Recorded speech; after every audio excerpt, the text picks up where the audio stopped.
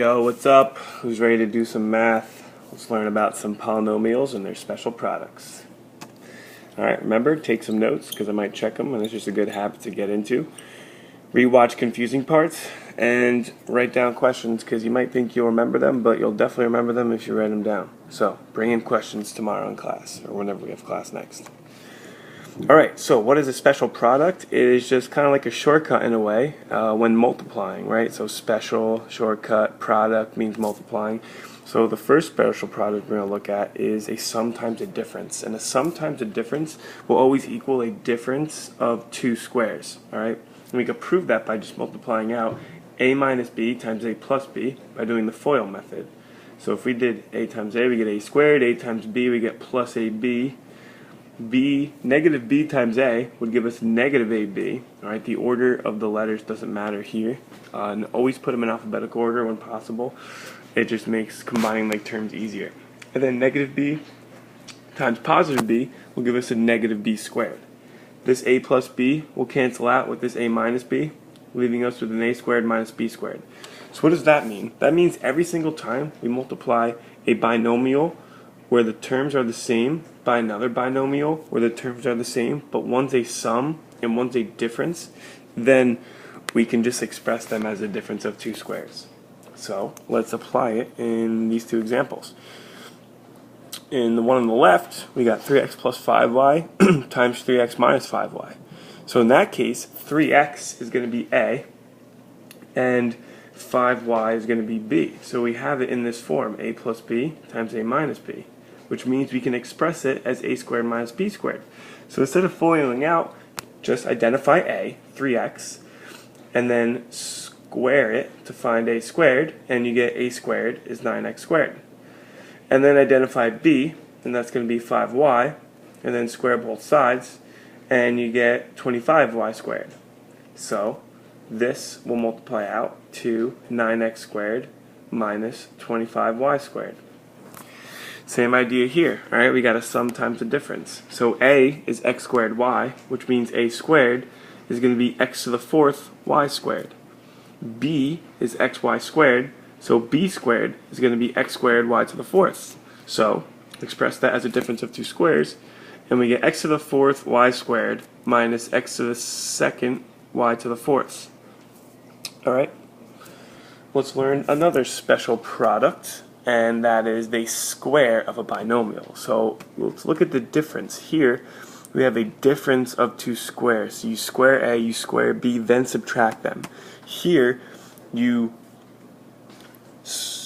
either add or subtract a and b and then square them. So if you think about, like, let's look at the difference here for a second. Let's say a was 4 and b was 3. Then a minus b squared would be 1, because 4 minus 3 is 1, squared is 1. But if you go to the difference of two squares, a squared minus b squared, that's totally different. That's 4 squared minus 3 squared, which is 7. So they are different formulas. They're very similar, but they're very different. So be careful trying not to confuse them. Alright, and you could prove this one real quick by just taking a binomial, expanding it out, and squaring it by doing a minus b times a minus b, and you can FOIL that out, and you get a times a is a squared, a times negative b is negative ab, a times negative b again is also negative ab if you put it in alphabetical order, and negative b times negative b is positive b squared. Now these are not opposites, they're going to combine, giving you a squared minus 2ab plus b squared. Right? And if this was a plus instead, so let's say the whole time these were plus signs, then that would be positive, making that positive in the end. So the formulas, these two you can remember kind of together as one, but try not to confuse it with the sum and difference formula. And they're the same formula other than the first sign is dictated by the sign inside the binomial. So thinking of it that way could help you remember it. Alright, so let's apply it real quick. So this is in the form of a minus b squared. Alright, and I'm not feeling this red marker. I just use it for a second. So let's go back to black. So we know that a is 6x, which means a squared is going to be 36x squared. Right? Make sure you don't only just square x, you square the entire term. Alright? And b is 7y, so b squared is going to be 49y squared. Alright, and I say positive 7y confidently. That's not a mistake because the difference has its own formula. So the negative here will get taken care of in the formula, which, that negative there will give you a negative 2ab instead of a positive 2ab. So now we're just going to plug in, alright? We know a squared is 36x squared. And negative 2 times a, so this right here, would be negative 12x. And then times b, which is 7y, which would give us 84xy. Alright, so you do b times a, which is 42xy, times 2, giving you 84xy. And then plus b squared, which we know is 49y squared. Alright, so yeah, you could expand out a binomial by foiling, or if it's a sum or difference, you can use the formula, which I advise. Alright, and same thing with this binomial cubed formula. You can multiply it all out and get either formula. So let's do a minus b again cubed. So that's going to be a minus b times a minus b times a minus b. And if you multiply these out, we know from our formula earlier, it's going to give us this right here. Now take that trinomial and multiply it by a binomial. And you do that by taking every term in one polynomial and multiplying it by every term in the other. So like taking this a and multiplying it by all three terms. So you get like a cubed minus 2a squared b plus ab squared. And then taking this negative b and multiplying it by all three terms in that polynomial. So that'll give you negative a squared b, positive 2ab squared, and then negative b cubed. And then combine like terms, so you get a cubed, and then negative 2a squared b times negative a squared b gives you a negative a squared b. And then ab squared plus 2ab squared would give us 3ab squared, and then negative b cubed. And there you go. So now, instead of doing that every time, you could just use this polynomial when you're cubing a binomial. Alright, and if we did the sum formula, then all these signs would be positive. If it's a difference, then they alternate positive, negative, positive, negative. So, let's apply it. So 4x squared plus y squared cubed. Alright, so it's in this form right here. The form a plus b cubed, which means a has to be 4x squared and b has to be y squared.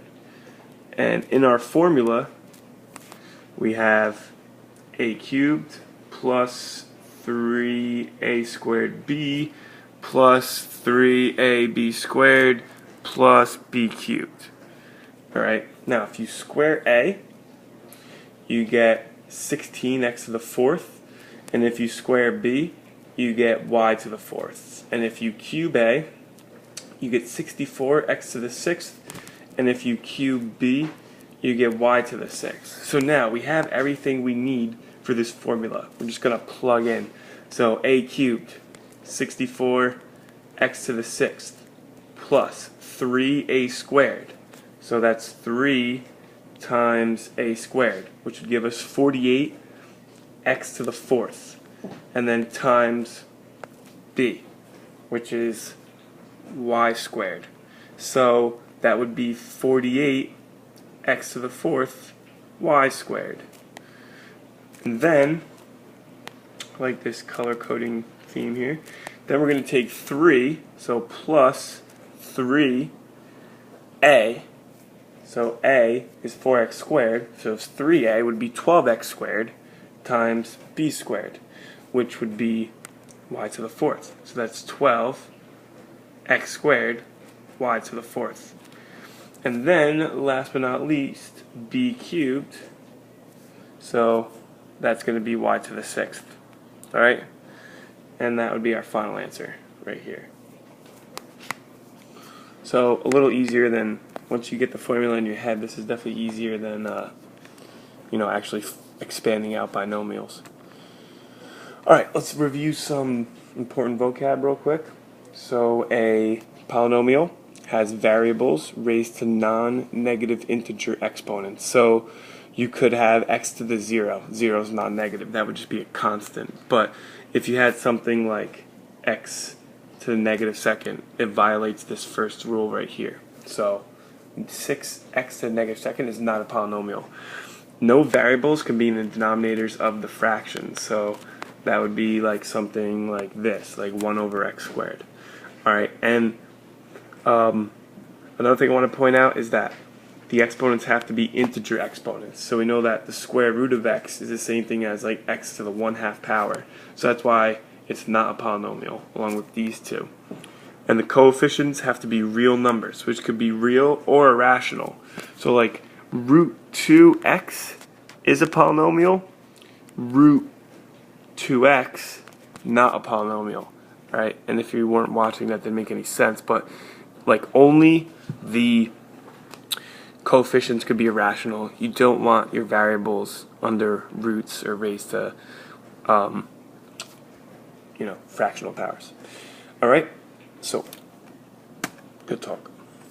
Other things, coefficients are the numbers in front of the variables. The degree is the highest exponent of a variable. So like a quadratic, like in this example on the right, the degree is 2.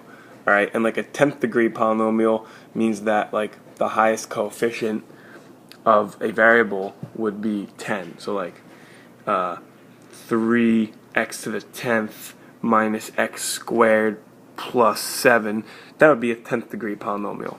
And it has 3 terms, 1, 2, 3, along with these 3.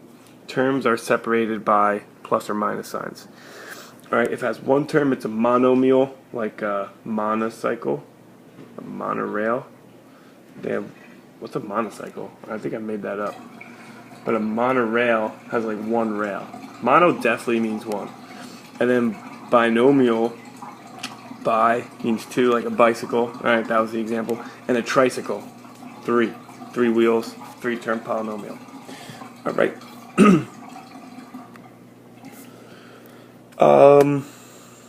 Standard form of a polynomial. So a polynomial is in standard form when the variables, like all like terms, are combined, and the variables are written in order of the highest exponent to the smallest exponents. So like this example, this is in standard form over on the right over here, 4x squared plus 3x minus 7. Alright, so it's always good to put polynomials in standard form. In these two examples, every polynomial that you could see, the 4 of them, they're all in standard form. That's because they're written from highest degree to the smallest degree. If you switched around like this 7x squared and this 5x to the third, then it would no longer be in standard form. Alright, so let's add and subtract. So combine like terms. So this plus is essentially means you take all these terms and combine them with all these terms. So you get 6x cubed, and then so that's good. And then negative 7x squared plus 2x squared, so that'll give us negative 5x squared. And then want to keep this in standard form, so let's just take this negative x, so it's 0 plus negative x, so that's negative x. And then negative 3 plus 8 gives us a positive 5. Alright, and that's in standard form. Now when we're subtracting, we got to be careful. We got to make sure we distribute this negative sign, because we're subtracting the entire binomial. In this case, a trinomial. Not a binomial. The entire polynomial. In this case, it's a trinomial.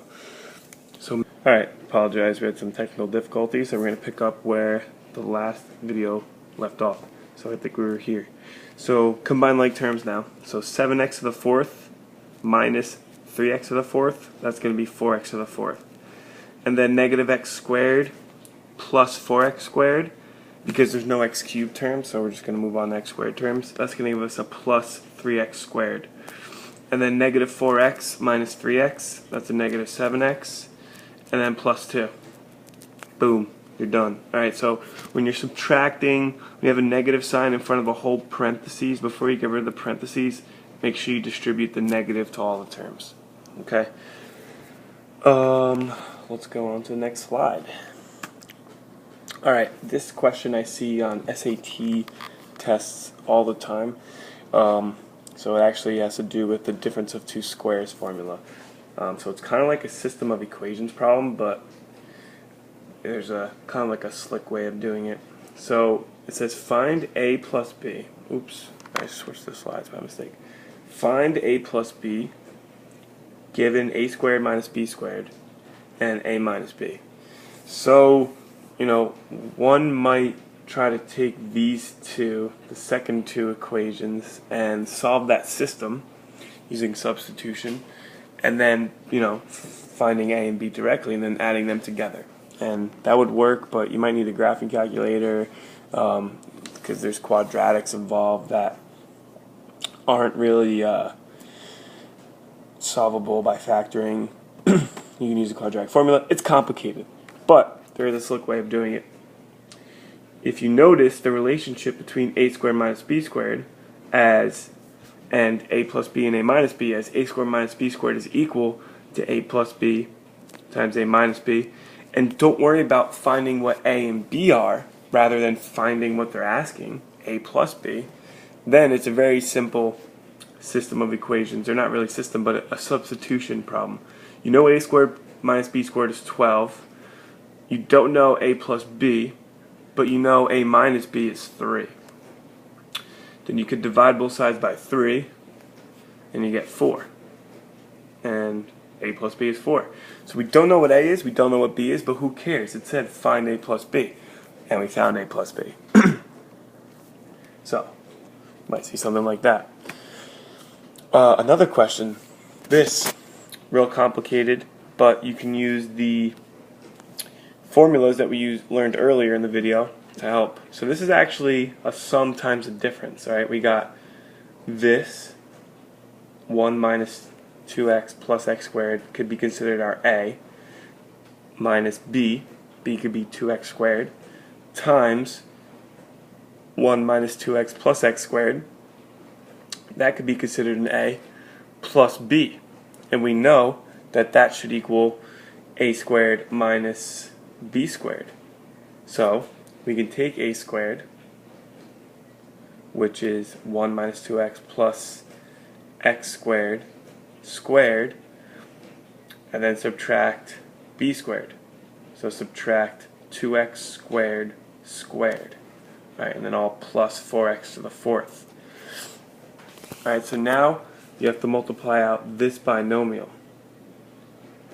So I'm going to do that by writing a second one out and getting rid of this little square. Now I'm going to FOIL this bad boy out. And this would be 1 times 1 is 1 minus 2x plus x squared, and then take negative 2x and multiply it by all three terms. So it'd be minus 2x plus 4x squared minus 2x to the third, and then take x squared and multiply them by all three terms. So that would be plus x squared minus 2x cubed plus x to the fourth. And then from here we have minus 4x to the fourth plus 4x to the fourth. That's going to cancel out. That's with that. And now we combine like terms. We can put it in standard form. Right? So we got x to the fourth. That's going to lead. And then our x cubed terms. So we got negative 2x cubed and negative 2x cubed. So that's going to be negative 4x cubed. And then our x squared term. So that's going to be x squared and x squared. So plus 2x squared. And then these x terms, negative 2x, positive 4x. That's going to cancel out. And then a 1. Alright? And down here is your final answer.